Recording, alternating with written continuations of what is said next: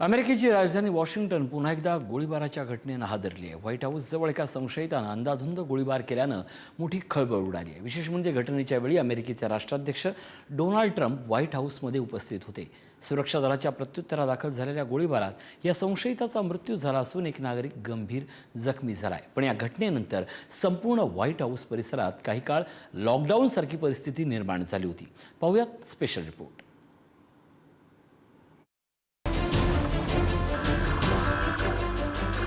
अमेरिकेतील वॉशिंग्टन डीसीमध्ये शनिवारी व्हाईट हाऊसजवळ गोळीबार झाला आणि सुरक्षा यंत्रणांची धावाधाव झाली.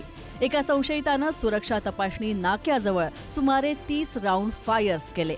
यावेळी अमेरिकेचे राष्ट्राध्यक्ष डोनाल्ड ट्रम्प हे व्हाईट हाऊसमध्येच होते. अमेरिकन सिक्रेट सर्व्हिसेसचे अधिकारी तैनात असलेल्या परिसरामध्येच हा गोळीबार झाला आणि या संशयितांच्या हल्ल्यानंतर सुरक्षा दलानं तातडीनं प्रत्युत्तरादाखल कारवाई केली.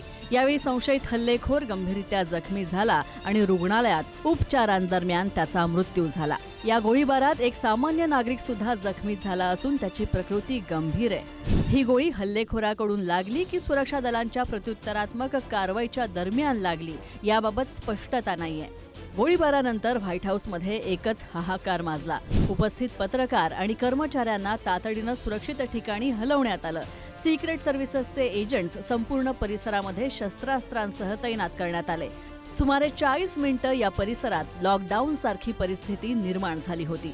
व्हाईट हाऊसमध्ये डोनाल्ड ट्रम्प हे त्या ठिकाणी होते आणि त्यांचं जे सुरक्षेचा आउटर पेरिमीटर, मिडल पेरिमीटर आणि इनर पेरिमीटर असतं, तर त्यामधल्या बाहेरच्या चेक पॉइंटच्या तिथे सिक्रेट सर्व्हिस एजंट्सच्या या चेक पॉइंटच्या तिथे एक इसम त्या ठिकाणी घुसतो. तो जो आहे बंदूक काढतो आणि अंधाधुंद अशा प्रकारची फायरिंग सुरू करतो. सिक्युरिटी फोर्सेसचे जे जवान त्या ठिकाणी आहेत ते त्याला रिस्पॉन्ड करतात, त्याला जे आहेत गंभीरपणे जखमी करतात. अशा प्रकारची घटना घडलेली आहे. साधारणतः संध्याकाळी 6 वाजता अमेरिकन टाइमच्या अनुसार हा सगळा प्रकार त्या ठिकाणी झाला. इमिडिएटली त्याच्यानंतर तिथे व्हाईट हाऊसमध्ये लॉकडाऊन करण्यात आलं आणि साधारणतः 7 वाजेपर्यंत जी आहे पुन्हा परिस्थिती, लॉकडाऊनची परिस्थिती जी आहे ती पूर्ववत करण्यात आली. व्हाईट हाऊसच्या परिसरात गोळीबार, संशयितांकडून सुमारे 30 राऊंड फायर झाल्याचा दावा.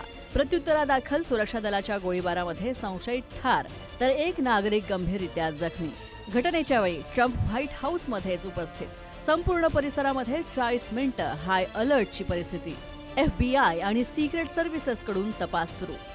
FBI, सिक्रेट सर्व्हिसेस आणि इतर सुरक्षा यंत्रणांनी संपूर्ण परिसराला वेढा घातला आणि तपास सुरू केला.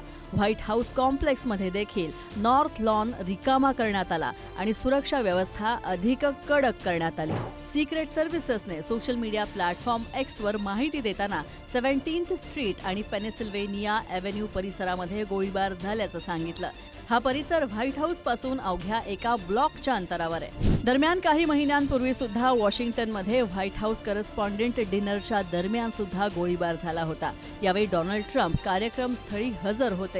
तसंच जुलै 2024 मध्ये ट्रम्प हे निवडणूक प्रचार सभेच्या दरम्यान प्रचार करत असताना ट्रम्प यांच्यावर गोळीबार झाला होता.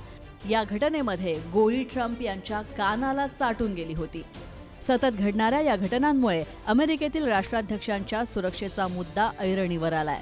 तर व्हाईट हाऊस परिसरातील ताज्या गोळीबाराच्या घटनेमुळे अमेरिकन सुरक्षा व्यवस्थेसंदर्भात नव्यानं प्रश्नचिन्ह उपस्थित होत आहे. शिवाजी काळे, पुढारी न्यूज.